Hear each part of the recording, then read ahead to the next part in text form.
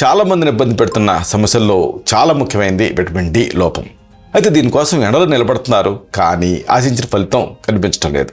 మరి దీనికి ఏం చేయాలి అంటే అదనంగా కొన్ని రకాల ఆహారాలు తీసుకోవాలి. ఎలాంటి ఆహారాలు తీసుకోవాలి? ఇదే ఈ వీడియోలో మనం తెలుసుకుందాం.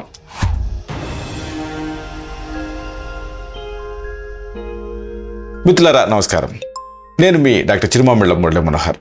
ఈ వీడియోలో చాలా ముఖ్యమైన విషయాన్ని తెలుసుకోబోతున్నాం. ఎముకల బలం కోసం విటమిన్ డిని అందించేటువంటి ఆహారాలు కొన్ని ఉన్నాయి. వీటిని ప్రత్యేకంగా ఈ వీడియోలో తెలుసుకుందాం.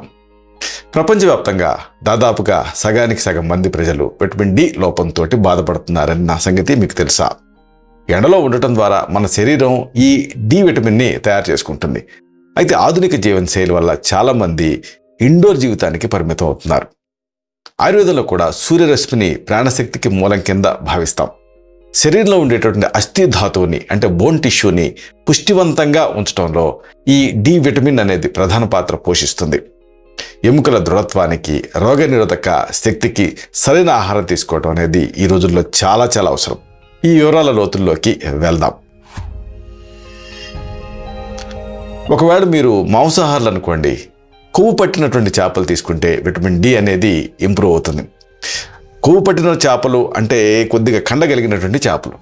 ఒకవేళ మీరు అదర్ దాన్ దిస్ ఇండియా, ఉదాహరణకు ఎక్కడైనా వేరే స్టేట్స్లో ఉన్నారనుకోండి, వేరే కంట్రీస్లో ఉన్నారనుకోండి, సాల్మన్, మాకరల్ ఇలాంటి చేపలను మీ ఆహారంలో చేర్చుకోవడం ద్వారా విటమిన్ డి స్థాయిలు సులభంగా పెంచుకోవచ్చు. అలాగే ఒకవేళ భారతదేశంలో ఉన్నారనుకోండి, సముద్రపు చేపలు మీకు సహాయపడతాయి. సుమారుగా 100 గ్రాముల సాల్మన్ చేప దాదాపుగా 400 యూనిట్ల విటమిన్ డిని అందిస్తుంది. ఈ చేపల్లో ఉండే ఒమేగా 3 ఫ్యాటీ యాసిడ్స్ ఎముకల ఆరోగ్యాన్ని మెరుగుపరుస్తాయి, గుండె పనితీరుని క్రమబద్ధీకరిస్తాయి. తర్వాత మనం చెప్పుకోవాల్సింది కాడ్ లివర్ ఆయిల్ గురించి. ప్రత్యేకంగా చేపలు తినడం ఇష్టం లేని వాళ్ళు ఒకవేళ సహజ వనరుల ద్వారా విటమిన్ డి పొందాలనుకుంటే కాడ్ లివర్ ఆయిల్ అనేది మంచి ఆప్షన్, ప్రత్యామ్నాయంగా వాడుకోవచ్చు.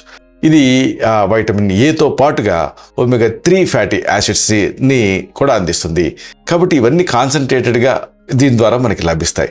రోజుకి నిర్ణీత మోతాదులో దీన్ని తీసుకోవడం వల్ల శరీరానికి కావాల్సిన పోషకాలు అందుతాయి.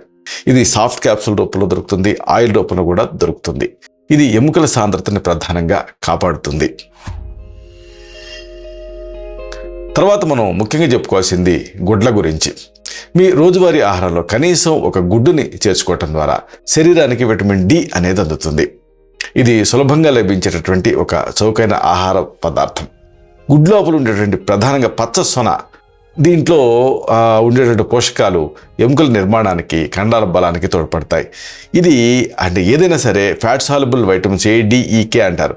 ఇవి ఈ పచ్చ సొన ద్వారా మన శరీరంలోకి అందుతాయి. ఇక తర్వాత మనం మెయిన్గా చెప్పుకోవాల్సింది, ఒకవేళ మీరు మాంసాహారులు అయితే లివర్ని ప్రధానంగా తినాలి. ఉదాహరణకు మీరు ఈ లివర్, జంతు మాంసంలో మళ్ళీ లివర్ ప్రత్యేకంగా విటమిన్ డిని అందించడంలో కీలకమైన పాత్ర పోషిస్తుంది. 100 గ్రాముల వడ్డం ద్వారా లభించే విటమిన్ డి అనేది విటమిన్ డి లోపాలని సరిదిద్దుతుంది. అయితే గర్భిణీలు దీన్ని తీసుకునే ముందు మాత్రం తప్పనిసరిగా వైద్య సలహా తీసుకోవాలి. దీంట్లో ఉండేటువంటి విటమిన్లు, ఖనిజాలు బ్లడ్ ఉత్పత్తిని అంటే రక్తపు స్థాయిని కూడా పెంచి శరీరానికి శక్తినిస్తాయి.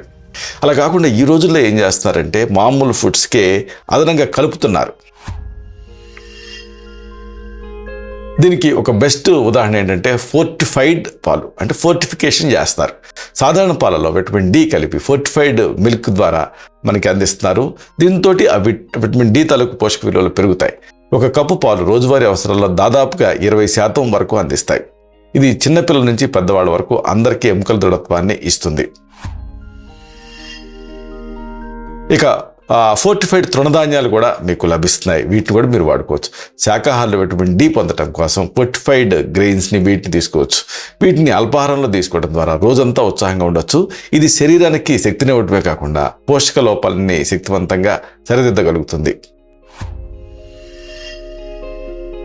ఇంకొక ఆసక్తికరమైన పదార్థం పుట్టగొడుగులు, మష్రూమ్స్. వీటి గురించి మరీ మనం చెప్పుకోవాలి. సూర్యరశ్మికి గురైనటువంటి అంటే ఎండలో పెంచినటువంటి పుట్టగొడుగులు విటమిన్ డిని చాలా సమృద్ధిగా కలిగి ఉంటాయి. వీటిని ఆహారంలో మీరు భాగం చేసుకోవటం వల్ల శరీరానికి సహజసిద్ధమైన పోషకాలు అందుతాయి. ఇవి రోగనిరోధక వ్యవస్థని బలోపేతం చేయడంలో కీలకమైన పాత్ర పోషిస్తాయి. ముగింపుగా మీకు ఒక ముఖ్యమైన మాటని మనవి చేయాలి. విటమిన్ డి అనేది కేవలం ఒక పోషకం మాత్రమే కాదు, ఇది మొత్తం ఆరోగ్యానికి పునాది. సరైన ఆహారపు అలవాట్లు, సూర్యరశ్మిని తగిన మొత్తాల్లో పొందడం ద్వారా మనం ఆరోగ్యవంతమైన ఎముకల్ని కాపాడుకోవచ్చు.